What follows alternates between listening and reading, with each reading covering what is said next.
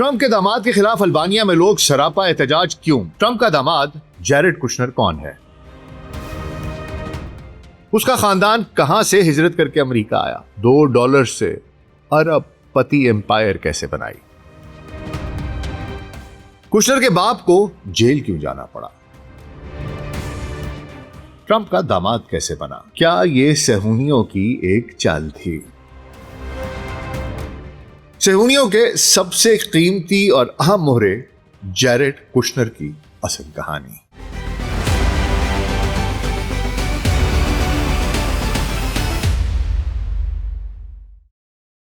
Global سچ pod cost doctor ناصر bag کے ساتھ آپ کی خدمت میں حاضر ہیں جی۔ السلام علیکم۔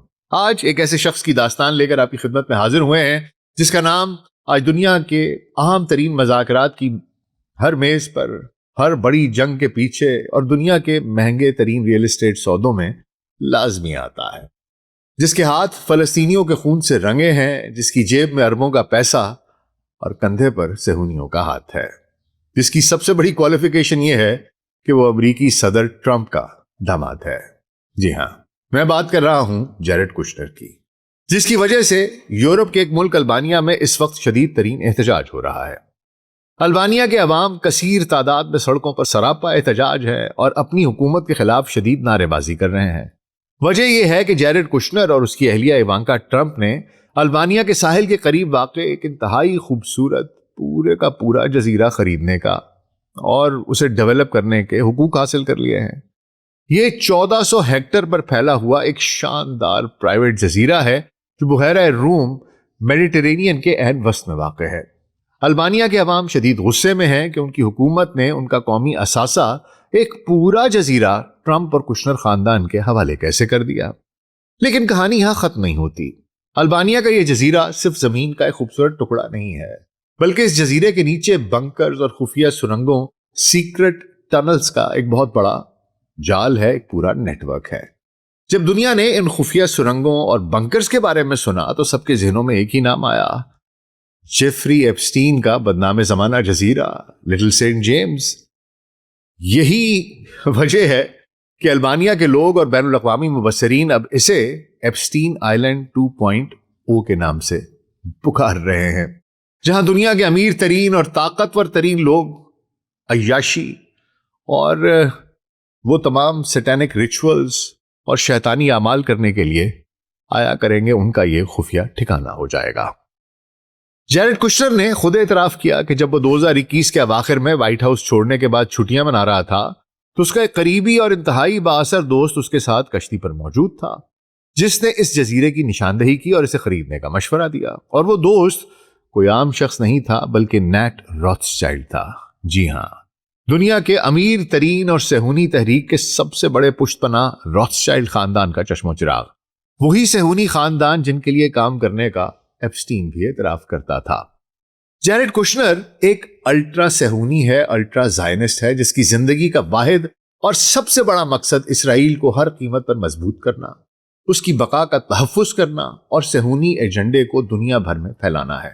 وہ خود فخر سے کہتا ہے کہ میں اسرائیل کا دوست ہونے پر، اسرائیل کی حمایت کرنے پر اور اسرائیل کی کامیابی اور بقا کے لیے ہر حد تک لڑنے پر فخر محسوس کرتا ہوں۔ تو یہ صہیونی نیٹ ورک اب صرف مشرق وسطیٰ تک محدود نہیں رہا، بلکہ اب یہ البانیہ کی سرزمین پر بھی اپنے پنجے گاڑ رہا ہے۔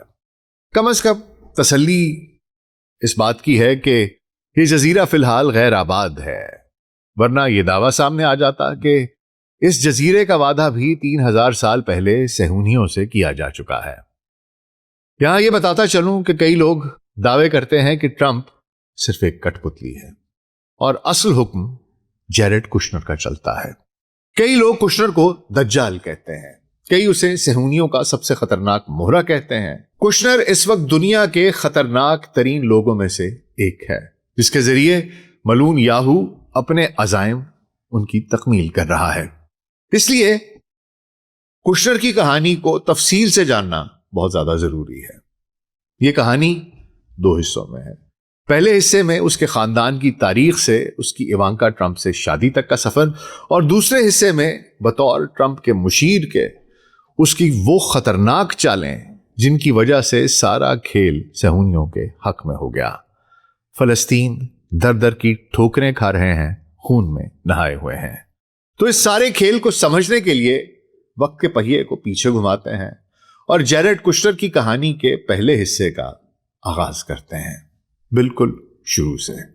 تو حضور اگلے 10 سے 15 منٹ کے لیے دھیان ذرا ادھر، اور اگر ہمارا کانٹینٹ پسند آ رہا ہے تو ویڈیو کو لائک اور چینل کو سبسکرائب کر دیجیے گا۔ تو آئیے آغاز کرتے ہیں۔ یہ 1940 کی دہائی کے اوائل کا ذکر ہے۔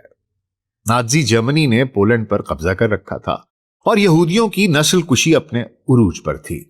پولینڈ کے ایک علاقے نووا ہروڈوک میں ایک یہودی خاندان نازیوں کے ظلم و ستم کا سامنا کر رہا تھا۔ نازیوں نے انہیں ایک مخصوص کیمپ یا بستی ہے جسے گیٹو کہا جاتا ہے، وہاں قید کر رکھا تھا، جہاں روز موت کا انتظار کرتے ہوئے ان کا دن گزرتا تھا اور زندگی ختم ہونے کا خوف رات کو سونے نہیں دیتا تھا۔ لیکن یہ خاندان خاموشی سے مرنے کو تیار نہیں تھا۔ اس خاندان نے ایک ناقابل یقین منصوبہ بنایا۔ انہوں نے کیمپ کے اندر موجود 250 دیگر قیدیوں کے ساتھ مل کر نازیوں کی خاردار تاروں اور پہرے داروں کے نیچے سے ایک طویل سرنگ کھودنے کا فیصلہ کیا اور کھودنا شروع کر دی۔ یہ کام انتہائی خفیہ اور جان لیوا تھا، لیکن ان کا عزم پکا تھا۔ ایک رات اس سرنگ کے ذریعے 200 سے زائد قیدی نازیوں کی قید سے بھاگ نکلنے میں کامیاب ہو گئے۔ ان بھاگنے والے لوگوں نے قریبی جنگلوں میں پناہ لی اور وہاں نازیوں کے خلاف لڑنے والے مقامی مزاحمتی گوریلا فائٹرز، پارٹیسان ریزسٹنٹ فائٹرز، ان کے گروپوں میں یہ لوگ شامل ہو گئے۔ جب دوسری جنگ عظیم ختم ہوئی تو اس خاندان کی مشکلات تب بھی کم نہیں ہوئی۔ انہیں پورے یورپ میں اسمگل کیا گیا۔ وہ رات کے اندھیرے میں پیدل اور ٹرینوں کے ذریعے چھپتے چھپاتے سرحدیں پار کرتے بالآخر اٹلی پہنچ گئے، جہاں پناہ گزینوں کے لیے بنے مخصوص کیمپوں، جنہیں خصوصاً کریمونا اور لیریسپولی، ان میں انہوں نے تقریباً 3.5 سال گزارے۔ وہ دن رات صرف ایک ہی انتظار میں تھے کہ کسی طرح انہیں امریکہ کا ویزا مل جائے اور وہ قانونی طور پر امریکہ میں داخل ہو سکیں۔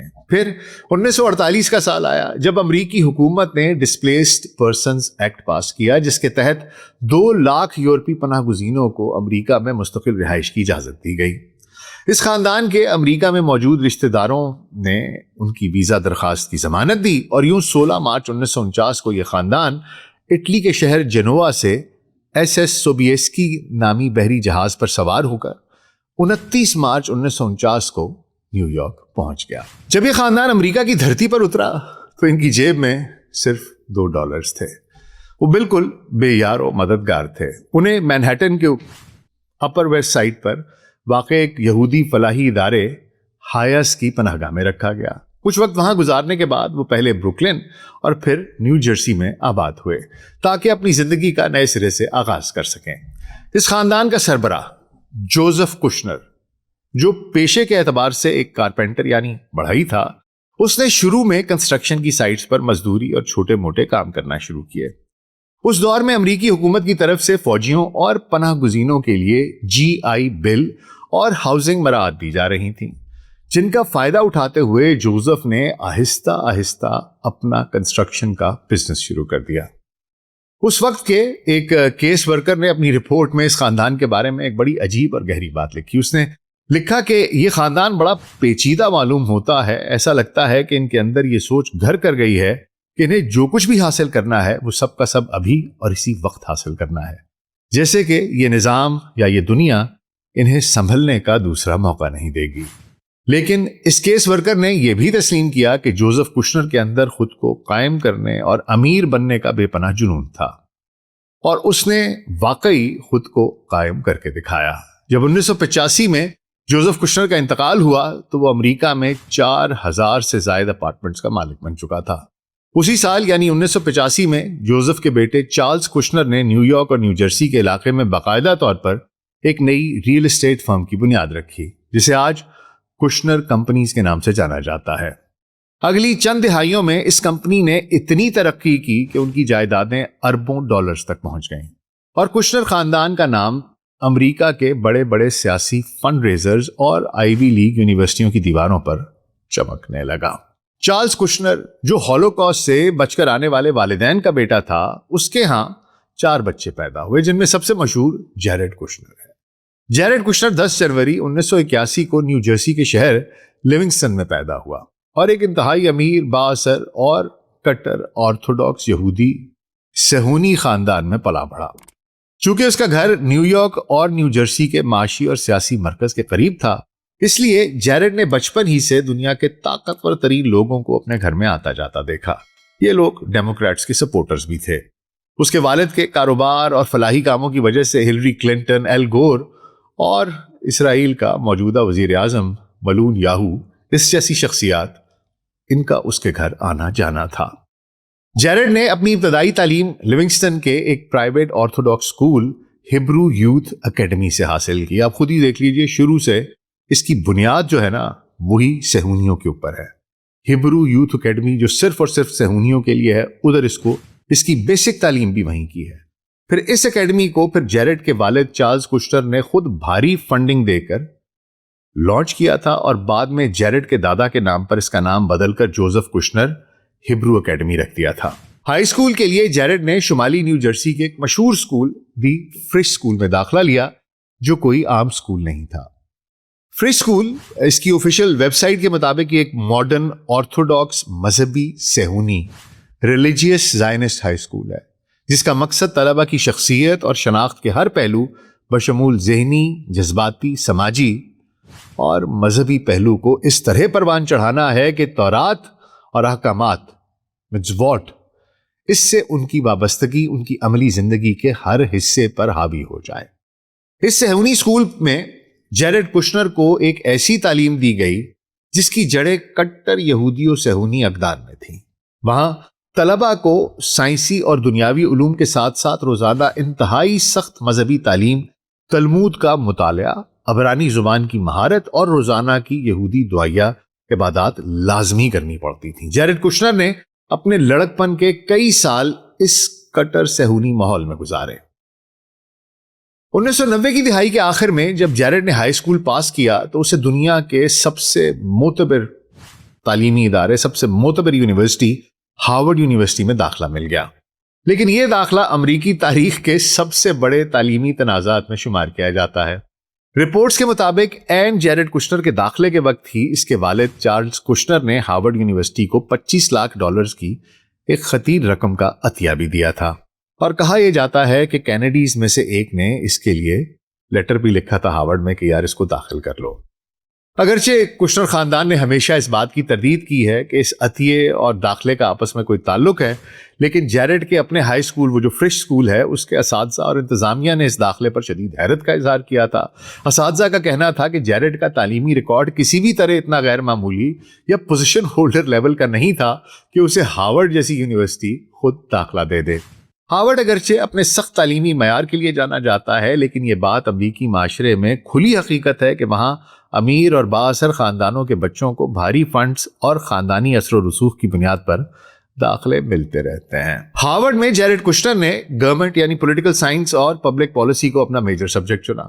وہ 2003 میں بیچلر آف آرٹس کی ڈگری کے ساتھ فارغ التحصیل ہوا اور اسے کم لاڈے یعنی اعزازی ڈگری سے نوازا گیا۔ ہارورڈ میں قیام کے دوران بھی وہ یہودی مذہبی سرگرمیوں میں انتہائی متحرک رہا اور یونیورسٹی کی اس کا جو شبارڈ ہاؤس ہے اس کے پروگرامز میں باقاعدگی سے حصہ لیتا رہا۔ ہارورڈ سے فارغ ہونے کے بعد 22 سال کی عمر میں جیرڈ نے نیو یارک یونیورسٹی کا رخ کیا۔ وہاں اس نے ایک ساتھ 2 ڈگریوں کا پروگرام یعنی کہ ڈوئل ڈگری پروگرام میں داخلہ لیا، جہاں قانون اور بزنس دونوں بیک وقت پڑھے۔ 2007 تک اس نے NYU سے لاء کی ڈگری، جورس ڈاکٹر اور اسٹرن یونیورسٹی آف بزنس سے MBA کی ڈگری حاصل کر لی۔ جیرڈ کی زندگی کی یہ رفتار صرف تعلیم کی وجہ سے نہیں تھی، بلکہ اس کے پیچھے اس کے خاندان کی بے پناہ دولت اور ریل اسٹیٹ کا سٹرکچر تھا۔ 2006 کے نیو یارک میگزین کے ایک پروفائل کے مطابق کشنر ایک انتہائی ویل کنیکٹڈ اسکیلیٹن کی اس کی طرح یہ لوگ کام کرتے تھے، اور جیرڈ کو بچپن ہی سے اس بات کے لیے تیار کیا جا رہا تھا کہ وہ ایک دن اس پوری سلطنت کا سربراہ بنے گا۔ لیکن جیرڈ کی زندگی میں ایک ایسا طوفان آنے والا تھا جس کا اس نے خواب میں بھی نہیں سوچا تھا۔ یہ جولائی 2004 کا واقعہ ہے، جب جیرڈ ابھی صرف 23 سال کا تھا اور اپنی پڑھائی کر رہا تھا۔ اچانک امریکی میڈیا پر ایک بریکنگ نیوز آئی جس نے پورے نیو یارک کے کاروباری حلقوں کو ہلا کر رکھ دیا۔ وفاقی پروسیکیوٹرز نے جیرڈ کے والد چارلز کشنر پر ٹیکس چوری، غیر قانونی انتخابی فنڈنگ اور گواہوں کو دھمکانے سمیت 18 سنگین جرائم کے الزامات فیلونی کاؤنٹس عائد کر دیے۔ اس کیس کو اس وقت کے مشہور امریکی اٹارنی کرس کرسٹی وہ پروسیکیوٹ کر رہے تھے۔ چارلز کشنر پر جو سب سے خوفناک اور شرمناک الزام لگا وہ یہ تھا کہ اس کا اپنا ہی بہنوئی اس کے ساتھ اس کا کوئی ایک خاندانی اور قانونی تنازع چل رہا تھا اور اس کا بہنوئی عدالت میں چارلز کے خلاف گواہی دینے والا تھا۔ اپنے بہنوئی کو بلیک میل کرنے اور ڈرانے کے لیے چارلز کشنر نے ایک پیشہ ور خاتون کی خدمات حاصل کی، اسے اپنے بہنوئی کے پاس ایک ہوٹل کے کمرے میں بھیجا اور ان کی خفیہ ویڈیوز ریکارڈ کر لی اور پھر وہ ویڈیو کیسٹ اپنی بہن کو بھیج دی تاکہ وہ اپنے شوہر کو گواہی دینے سے روک سکے۔ اس گھناؤنے جرم پر کرس کرسٹی نے عدالت میں جو کہا وہ ریکارڈ کا حصہ ہے۔ کرس کرسٹی نے بعد میں میڈیا کو انٹرویو دیتے ہوئے بھی کہا کہ چارلز کشنر نے خود اپنے جرائم کا اعتراف کیا، انہوں نے ٹیکس چوری کی، انہوں نے گواہوں کو دھمکایا۔ اب آپ خود سوچیں، اگر کوئی شخص اپنے ہی بہنوئی کو پھنسانے کے لیے کسی عورت کو ہائر کرے، بازاری عورت کو ہائر کرے، اس کی ویڈیو بنائے اور وہ ویڈیو اپنی سگی بہن کو بھیج دے تاکہ وہ گرینڈ جیوری کے سامنے گواہی نہ دے سکے، تو کیا مجھے اس شخص کو جیل بھیجنے کے لیے اس سے بڑی کسی اور دلیل کی ضرورت ہے؟ اور اس نے پلیڈ گلٹی کیا۔ یہ ایک سنگین اور واضح جرم تھا۔ جیرڈ کشنر کے لیے بہرحال یہ ایک بہت بڑا ذاتی صدمہ اور خاندانی بحران تھا۔ 24 سال کی عمر میں وہ اس عوامی رسوائی کا مرکز بن گیا اور اس کے مرکز میں کھڑا تھا۔ لیکن جیرڈ نے اپنے والد کا ساتھ نہیں چھوڑا، وہ باقاعدگی سے جیل میں اپنے والد سے ملنے جاتا رہا۔ میڈیا رپورٹس کے مطابق جیرڈ نے اپنے والد سے مکمل وفاداری نبھائی اور عوامی سطح پر کبھی بھی اپنے والد کے جرائم کی مذمت نہیں کی اور نہ ہی خود کو ان سے کبھی الگ کیا۔ یہ دور جیرڈ کشنر کی زندگی کا سب سے بڑا ٹرننگ پوائنٹ تھا۔ چونکہ وہ خاندان کا سب سے بڑا بیٹا تھا، اس لیے NYU میں پڑھائی کے ساتھ ساتھ اس نے کشنر کمپنیز کی پوری ذمہ داری بھی اپنے کندھوں پر لے لی۔ اب اس کا ہدف صرف بزنس چلانا نہیں تھا، بلکہ کشنر خاندان کو، اس کے اس نام کو دوبارہ بحال کرنا تھا جس پر اس کے والد کے سکینڈل کی وجہ سے، اس کے گناہوں کی وجہ سے، جیل جانے کی وجہ سے سیاہ دھبے لگ چکے تھے۔ اس نے کمپنی کے اثاثوں کو مستحکم کیا اور نیو جرسی سے نکل کر مینہٹن کے مہنگے ترین کمرشل مارکیٹ ایریا میں قدم رکھنے کا فیصلہ کیا۔ اپنی طاقت اور اثر و رسوخ کو بڑھانے کے لیے جیرڈ کشنر نے جولائی 2006 میں نیو یارک کا ایک انتہائی بااثر ہفتہ وار اخبار new York observer $10 million $1 crore میں خرید لیا۔ نیو یارک ٹائمز کے مطابق یہ خریداری کشنر خاندان کی دولت اور جیرڈ کے میڈیا انڈسٹری میں پیر جمانے کے عزم کی عکاس تھی۔ جیرڈ اس اخبار کا پبلشر بن گیا اور اس نے اسے پرنٹ سے ڈیجیٹل میڈیا پر شفٹ کر کے ماڈرن بنانے کی کوشش کی۔ اخبار کا مالک بننے کے بعد جیرڈ نے میڈیا کے پرانے اور طاقتور کھلاڑیوں سے قریبی تعلقات بنانا شروع کر دیے۔ ان میں سب سے اہم نام روپرٹ مرڈاک کا ہے، جو دنیا کے سب سے بڑے media network Fox News وغیرہ کا مالک بھی ہے۔ جیرڈ نے سماجی اور کاروباری حلقوں کے ذریعے مرڈاک سے رابطہ کیا اور جلدی دونوں خاندان ایک دوسرے کے بہت قریب آ گئے۔ روپرٹ مرڈاک نے جیرڈ کشنر کی ذہنی اور نظریاتی تربیت میں بڑا کردار ادا کیا۔ مرڈاک نے جیرڈ کو پڑھنے کے لیے ایسی کتابیں دی جن کے مصنفین انتہائی متنازع اور سخت گیر قدامت پسند کنزرویٹو سوچ کے مالک تھے، جیسے کہ چارلز مرے۔ ٹائمز آف اسرائیل کی رپورٹ کے مطابق یہ وہ دور تھا جب جیرڈ کشنر اپنے خاندانی ڈیموکریٹک پس منظر کو چھوڑ کر آہستہ آہستہ دائیں بازوں کی صہیونی اور کیپٹلسٹ سیاست کی طرف مائل ہو رہا تھا۔ سال 2005 میں نیو یارک کے کاروباری سرکلز کے ذریعے جیرڈ کشنر کی ملاقات ڈونلڈ ٹرمپ کی بیٹی ایوانکا ٹرمپ سے ہوئی۔ ان کا یہ افیئر آہستہ آہستہ پروان چڑھنے لگا، آگے بڑھنے لگا، لیکن اس میں ایک بڑی مذہبی رکاوٹ تھی۔ کشنر کا خاندان کٹر آرتھوڈاکس یہودی صہیونی تھا اور وہ کسی غیر یہودی لڑکی کو قبول نہیں کر سکتے تھے۔ چنانچہ 2009 میں ایوانکا ٹرمپ نے باقاعدہ طور پر اپنا عیسائی مذہب چھوڑ کر یہودی مذہب اختیار کیا۔ ایوانکا نے یہ مذہبی تبدیلی نیو یارک کے ایک مشہور ماڈرن آرتھوڈاکس رہنما ربائی ہاسکل لوکسٹین کے ذریعے ان کی زیر نگرانی مکمل کیا۔ لیکن اس تبدیلی پر بھی یہودی دنیا میں شدید تنازعات کھڑے ہوئے۔ یہودی مذہب کے سخت گیر فرقوں جیسے کہ ہیریدی اور الٹرا آرتھوڈاکس برادری نے ایوانکا کی اس تبدیلی پر سوالات اٹھائے، یہاں تک کہ اسرائیل کے سرکاری چیف ربائی نے انہوں نے بھی ماضی میں اس قسم کی تبدیلیوں کو تسلیم کرنے سے انکار کیا تھا۔ تاہم तमाम तर तनाज़ात के बावजूद 2009 में जेरेड और इवांका की शादी न्यू जर्सी में ट्रंप के नेशनल गोल्फ क्लब में इंतहाई धूमधाम से मुनक्किद हुई। इस शादी में अमेरिका की बिजनेस और पॉलिटिकल अशराफिया ने शिरकत की। ये सिर्फ दो दिलों का मिलाप नहीं था, बल्कि न्यूयॉर्क की दो सबसे बड़ी रियल एस्टेट डिनेस्टीज का गठजोड़ था। कुशनर खानदान के पास ऑर्थोडॉक्स यहूदी फंडिंग और नेटवर्क था, जबकि ट्रंप खानदान न्यूयॉर्क मीडिया और हाई सोसाइटी का मरकज था। इस शादी ने जेरेड कुशनर को डोनाल्ड ट्रंप के बहुत करीब कर दिया, जो उस वक्त तक सियासत में दाखिल नहीं हुआ था। कुशनर खानदान ने दिहाइयों तक हमेशा डेमोक्रेटिक पार्टी को फंड्स दिए थे, लेकिन ट्रंप खानदान से इस रिश्ते ने उनके लिए बिल्कुल नए सियासी इत्तेहादों के दरवाजे खोल दिए। तो हुजूर, ये जेरेड कुशनर की जिंदगी का वो पहला हिस्सा है जहां वो एक पनाहगुज़ीन बढ़ई के पोते से न्यूयॉर्क का अरबपति, बिजनेसमैन और ट्रंप का दामाद बन गया। लेकिन आगे चलकर इसके कारोबारी फैसले इतने हौलनाक साबित हुए। उसने गरीब किराएदारों पर जुल्म किए और वो व्हाइट हाउस के अंदर पहुंचकर दुनिया की तारीख का सबसे बड़ा सेहूनी कार्ड खेल गया। ये सब कुछ कैसे हुआ, उसने कैसे ये खेल खेला, वो सेहूनियों का सबसे कीमती मोहरा कैसे बना, और उसके हाथ फलस्तीनियों के रंग से, उसकी जेबें अरबों के पैसों से कैसे भरी हुई हैं। ये सब कल जानेंगे हुजूर, कल के हिस्से में जानेंगे, दूसरे हिस्से में। आज तक के लिए इतना ही। अपना बहुत ख्याल रखिएगा। शुक्रिया।